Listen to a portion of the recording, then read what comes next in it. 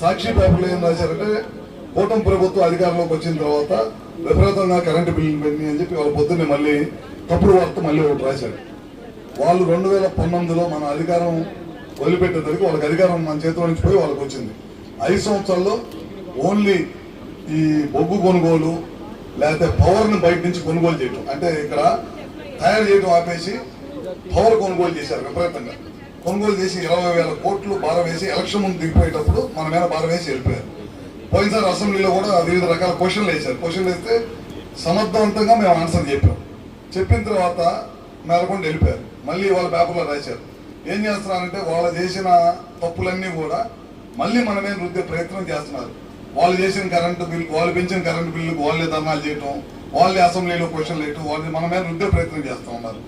ఇంకా వైఎస్ఆర్ సీట్లు వచ్చినా సరే ఇంకా బుద్ధి అయితే మారలా. మనందరం కూడా అప్రమత్తం ఉండి ఎప్పటికప్పుడు చెప్పాలి. పెన్షన్స్ కూడా మనం చూశారు. మనం ఏమన్నా పెంచి పెన్షన్స్ ఇస్తుంటే వాళ్ళు ఏమంటున్నారు, తొలగించాం మనం అని చెప్పి అబద్ధ ప్రచారం చేస్తూ ఉన్నారు. మరి మన కార్యకర్తలు వీళ్ళు కూడా అప్రమత్తం కూడా. ఇవాళ మనం పెన్షన్లు పెంచాం. దాదాపు నాకు తెలిసి ఈ దేశంలో ఎక్కడ కూడా ఇవ్వట్లా. ఆంధ్ర రాష్ట్రంలో పెన్షన్స్ మీద ఖర్చు పెట్టినంత డబ్బు వాళ్ళు ఈ దేశంలో ఎక్కడ కూడా ఇవ్వట్లా. చూశారు కదా మీరు, పోయినసారి వాడు పెన్షన్ 2,000 నుంచి 3,000 చేస్తాడు. చేస్తాం 3,000 చేయడానికి వాడికి 5 సంవత్సరాలు పట్టింది. మనం ఒక సంతకంతో 3,000 నుంచి 4,000 చేసాం, కొన్ని 4,000 6,000 చేసాం. కొంతమందికి 15,000 ఇస్తున్నాం.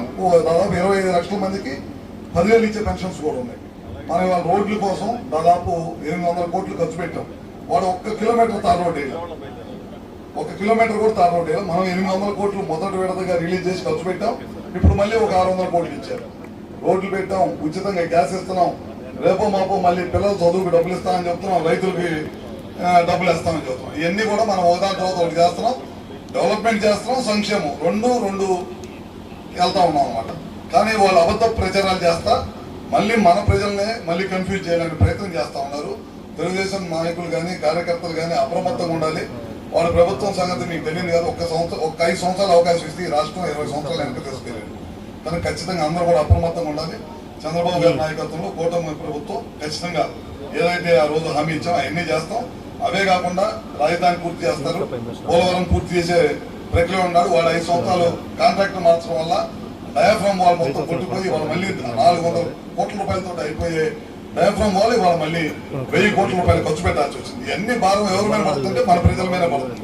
ప్రజల మీద పడిన భారాన్ని మళ్ళీ మనం మీద వేసే ప్రయత్నం చేస్తాం, మన ప్రభుత్వం మీద వేసే ప్రయత్నం చేస్తున్నారు. మనం అందరం కూడా అప్రమత్తంగా ఉండాల్సిన అవసరం ఉందని చెప్పి కూడా మరొకసారి తెలియజేసుకుంటూ